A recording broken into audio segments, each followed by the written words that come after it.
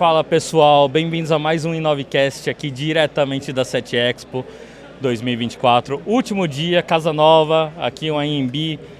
E a presença aqui agora é do Cauê Lee, grande amigo meu. A gente já fez alguns trabalhos juntos, a gente já conversa, troca muita figurinha sobre tecnologia, sobre câmera, sobre lente. Cauê, muito obrigado por ter aceitado o convite, pela sua presença. Bom, acho que é digno você falar um pouco quem é você pra galera, porque alguns conhecem a sua carinha do YouTube, outros conhecem da televisão, então vamos lá.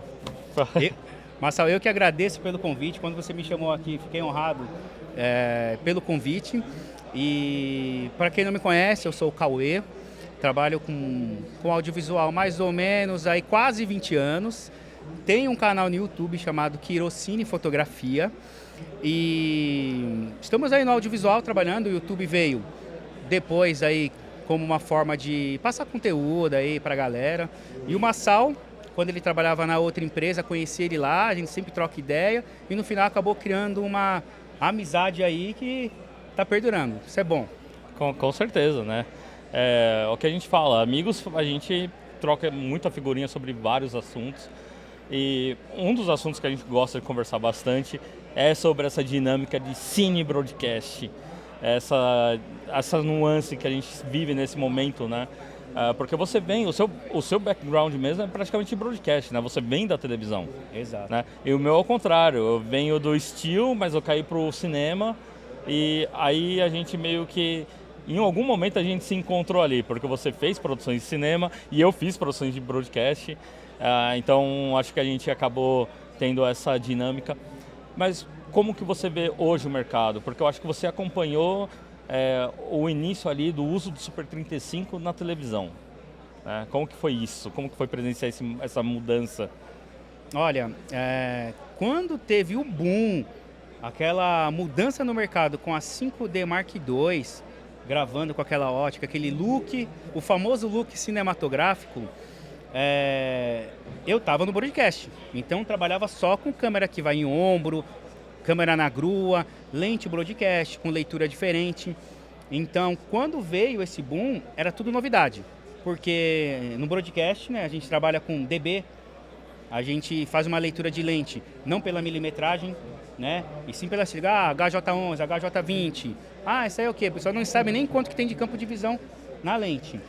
E quando teve essa mudança, essa revolução no mercado, eu me recordo que 80% do mercado era broadcast, né? E o resto ocupava com alguma coisa de cinema, aí vinha camcorder, aquelas handicam. E hoje, incrivelmente, mudou em 100% e 80% com todos os tipos de câmera e 20% broadcast, que mantém mais em TV, né? Você pode ver que os canais de televisão ainda mantêm a linha broadcast. Por exemplo, eu presto serviço numa empresa de esportes, teve um investimento grande em Sony Broadcast, né? Colocaram o Sony 4K e tal, uma outra qualidade, mas o mercado restante é linha de cinema. Isso vem com Sony, Canon, Blackmagic, então teve uma mudança e acabou aumentando também, dando um boom operacional, né? Porque antes era muito difícil você entrar no mercado, né? Então era sempre alguém que indicava, alguém que já estava. E hoje, com o mercado que deu essa abertura pós 5D, muita gente trabalhando. Uma nova categoria, que era o filmmaker, que não existia essa categoria, né? Mas que no final é um operador de câmera que faz tudo, né? Exatamente. É o que a gente já fazia, só que não tinha nome. Isso aí faz tudo, né? É basicamente isso. Mas é uma coisa muito curiosa, porque você falou muito bem sobre a 5D Mark II. Eu vivi essa revolução da 5D Mark II porque eu tive a 5D original, e aí quando a 5D Mark II foi lançada, eu também atualizei a câmera, mas a função de vídeo ela estava lá. E foi o mercado que a gente falou, né? Que a Canon criou por acaso, foi sem querer, porque a função de vídeo era meio que para o fotojornalista que estava em campo, gravar um vídeo explicando o que estava acontecendo para mandar junto com as fotos, para o editor que separava as fotos, né? Porque ele recebia na agência aquele monte de arquivo via FTP, para o cara entender o contexto das imagens.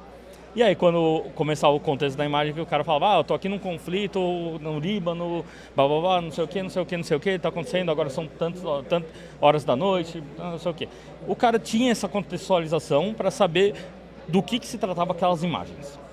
E os filmmakers, né, que na época não tinham esse nome, descobriram o grande sensor full frame, que era possível fazer, que o desfoque de fundo, né? E aí caiu no gosto de geral e acho que dali em diante a história já está meio que contada. É o desfoque que quando se vê, essa aí é profissional, né? Exatamente. Que inclusive é uma coisa que, atualizando para os dias de hoje, os celulares tentam replicar com o uso de inteligência artificial, com modos cinema, por exemplo, e coisas do tipo, modo retrato, porque é um look que todo mundo quer, mas ninguém quer gastar o dinheiro em lente e em câmera para fazer. Então, né, o uso de inteligência artificial vai ficar cada vez mais comum para isso. E voltando, né, ao assunto de broadcast e tal, você falou, né, sobre as empresas que ainda acabam caindo mais para o lado do broadcast, mas mesmo essas empresas acabam também, às vezes, abraçando um pouco do lado cine. Um bom exemplo foi justamente o trabalho que a gente fez junto, que eu estava lá operando o Ronin com uma R5C, junto com essas câmeras Sony de broadcast. Então, você tem um pouco de diferença de look e tal, mas se você tem o famoso videoman, né, que é o profissional que ajusta, faz os ajustes ali em campo, né, para você, dentro do PCR ou da unidade móvel, ele vai fazer os ajustes em campo ali, para justamente ajustar e acertar a cor das câmeras em relação a uma outra, né? Só que ele é um pouquinho mais complicado, porque a câmera do gimbal você não manda o controle para lá. Então ele tem que cantar para você, tá super exposto em um ponto, em meio ponto, abaixa um pouquinho o diafragma, limpa a lente, até limpa a lente a gente faz, né? Mas é aquela coisa, eu acho que é muito interessante essa dinâmica que a gente tem hoje no mercado. Eu também acho. No broadcast tinha aquela situação de alguém ver uma câmera pequena, é a famosa camereta. Tô certo? Exatamente. Aí essa camereta aí. Aí hoje já se enxerga uma outra coisa. Uma câmera pequena como a R5C, grava em 8K RAW interno. Então você imagina a tecnologia, lógico, que está implementada em toda essa linha. Agora a junção do look cinematográfico com o broadcast, isso aí ia acontecer mais cedo ou mais tarde. A gente viu até uma mudança, aí, uma revolução mundial, que acho que a Globo foi a primeira a fazer, a utilizar uma F55, uma câmera teoricamente ultrapassada de 12 anos atrás, utilizar num formato como broadcast, utilizando as lentes hoje, atuais, como uma 17-120, Canon, uma 1990, Fuji. Eles intercalam porque o mercado entendeu que a versatilidade do broadcast tem que existir com o look cinematográfico, que é o que não existia, né? Exatamente. E é uma coisa muito interessante porque eu estive na Cinegear, né, nesse ano, e a gente falou eu conversei muito com o pessoal da ARRI sobre justamente essa questão, porque tanto o mercado de broadcast quanto o mercado cinematográfico, se você olha de fora, você tem a impressão deles estarem encolhendo. Mas na verdade não é que eles estão encolhendo, eles estão se juntando. Então antes você tinha um mercado especificamente cine e um mercado especificamente broadcast. Hoje esses dois mercados eles estão meio que um entrando dentro do outro, né, se unificando. E aí a gente tem situações como essa das F55 que viraram basicamente um campo, né, de câmera de cinema para produção ao vivo, que abriu portas para câmeras como a Mira Live, que é o sistema da ARRI com a mira original, que foi implementado, principalmente é muito conhecido por conta da Fórmula 1. A Fórmula 1 foi o primeiro grande player a utilizar uma câmera de cinema tradicional, né, que é a mira da ARRI, dentro do mundo de broadcast. Então as câmeras de pit stop eram todas a miras com a 17-120 da Canon. E hoje a gente tem a Alexa 35 com o Live Production System, que é um acessório que transforma a Alexa 35, que é de cinema, numa câmera de broadcast. A gente tem a Panasonic PLV100, que é uma câmera broadcast com sensor Super 35 e tecnologia Varicam. Então a gente vê que todos os players, eles acabam indo para esse lado aí Pô, o pessoal quer sensor maior? Legal. Mas se você quer um sensor maior, então vamos implementar o que a gente já sabe de cine dentro disso. E eu acho muito interessante essa dinâmica de mercado que a gente tem hoje. A própria Sony tem a linha deles de broadcast, né, que são as HDC, que daí é 5.800, 5.500, se eu não me engano, já tem sensor Super 35. Mas a questão é, quanto mais, né, os sensores tradicionais de broadcast são pequenos, então as lentes conseguem ter uma grande magnificação, um grande range de zoom, sem ter um tamanho grande. Mas para cinema a gente já não tem isso. Exato. Então, por exemplo, se a gente pegar uma HJ22, que é uma lente que tem 22 vezes de zoom, a 17-120 é maior que ela, mas tem um alcance muito menor. Né? Então existe essa diferença aí de gerações, porque a gente vê que os profissionais mais velhos, né, o pessoal que tem a cabeça mais, pô, eu trabalho com lente 22, com lente 21, lente 14, que eles têm um pouco de, às vezes, de dificuldade de entender a dinâmica, que é um pouco diferente. Exato. Tenho vários parceiros que trabalham ainda no broadcast e que ainda está no mundo fechado do broadcast. Então, o que isso acarreta? Quando ele tem que trabalhar com alguma câmera diferente, algum projeto diferente, eles têm uma dificuldade enorme, porque como não se atualizaram, eu lembro que eu gravava um programa, o Masterchef, e lá, quando a gente gravava no estúdio, era broadcast com as LDK 4000, Grass Valley. Quando ia para a externa, era C300 Mark II com lente F. A primeira coisa que eu escutei do cinegrafista, pô, eu fechei o zoom lá, fiz o foco abrir e ela perdeu o foco. Né? Porque entra aquela, vamos chamar de comodidade, da lente parfocal broadcast, onde você, com a câmera fixa, claro, e o objeto fixo, você fechou o zoom, fez o foco e abriu, ela mantém o foco, se o back foco estiver ok. E eles tiveram essa dificuldade, né, para se adaptar, que não é mais esse zoom de abrir, fazer o foco, a cada ponto você vai fazer o foco. E alguns não se adaptaram. Aí falava que era culpa da câmera, ou era culpa do tripé, entre outras funções, né, que acabavam não conhecendo e colocando como defeito. Né? Alguns acabaram até se queimando e não faz mais a parte de externa. Eles contratavam outras pessoas para fazer a externa. E a ideia era dar continuidade. Então, essa adaptação tem que acontecer. Essa junção que você falou do broadcast com o cinema foi uma obrigação das empresas, que por eles não teriam mexido na tecnologia.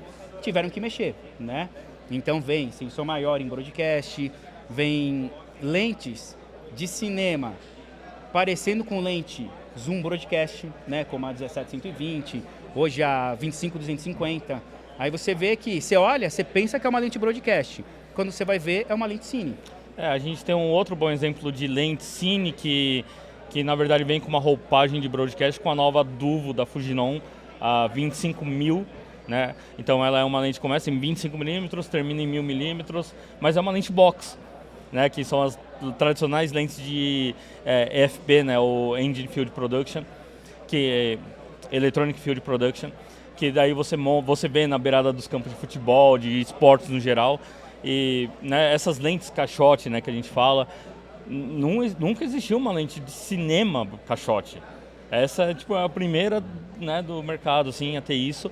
Por quê? Porque é uma lente que precisa atender sensores maiores, né, o Super 35, e você ter esse alcance um pouco maior, porque realmente é uma necessidade do mercado. Né? Só que com essa revolução, por assim dizer, você também acaba trazendo ali alguns contrabalanços.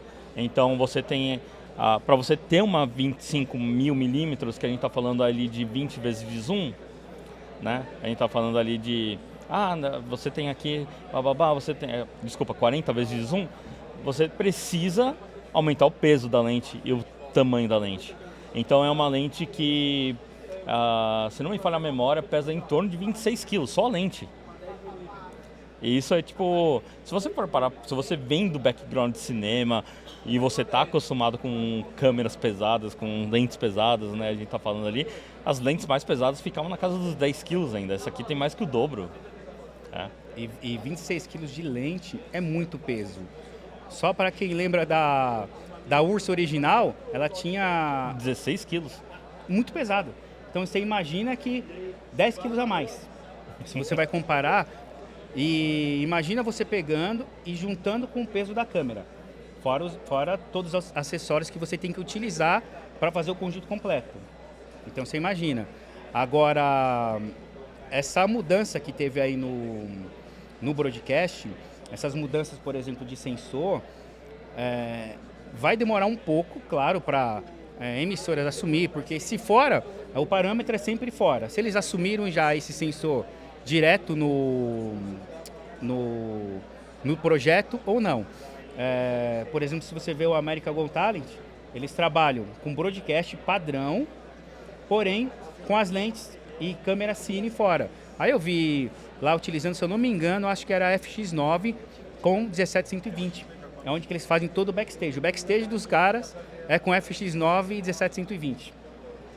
Mas isso acontece na Fórmula 1 também, né, que eu citei já de exemplo. O box hoje eles fazem com a Alexa 35 Live e a Mira Live, um mix de câmeras ARRI. E no campo mesmo você tem Grass Valley, você tem Sony e tem mais uma empresa que é específica para slow motion, né, que é Super Slow, que grava a câmera, tem um buffer de 2.000 quadros por segundo, que eles usam em momentos que eles precisam fazer replay de alguma coisa. Quando você vê aquela roda, o carro passando assim rente ao guardrail e tal, normalmente são essas câmeras aí que eles chamam de build shot, né? Então a gente tem essa mistura de broadcast com cinema, é bem mais comum na verdade do que a gente pensa. Mas bom, eu acho que o papo está muito legal aqui, a gente poderia ir por horas. Infelizmente a gente tem um time gap aqui meio apertado. Mas já? Pois é, né? Mas o Cauê, fica aí o convite, inclusive um convite formal. A gente tem uma série nova no YouTube que a gente está falando, que chama Qual o Seu Kit. A gente vai começar a gravar a segunda temporada e aí eu queria convidar você para ir mostrar o seu kit lá na i9. E, bom, é isso. Quer deixar suas redes para a galera conhecer o seu trabalho, seguir? Claro. Canal no YouTube é Quiro Cine Fotografia. Quiro com K, 2I, R-O, não tem erro, vai ser o primeiro da lista. E lá eu falo sobre audiovisual, review de câmera, review de lente, instruções aí para você melhorar e facilitar a sua vida aí no audiovisual e na fotografia. E Cauê Lima de Oliveira no Instagram, Cauê com K. Pode me encontrar lá e lá estou sempre postando novidades, entre outras coisas que nós estamos fazendo no mercado audiovisual e da fotografia. E obrigado mais uma vez pelo convite, é sempre uma honra e claro, vou mostrar para vocês o kit que eu trabalho aí normalmente e ver se é um kit para vocês. Isso aí, galera. Muito obrigado, a gente fica com mais esse segmento por aqui. E logo menos a gente tem um próximo convidado aqui, já está ali no cantinho, logo menos ele aparece por aqui.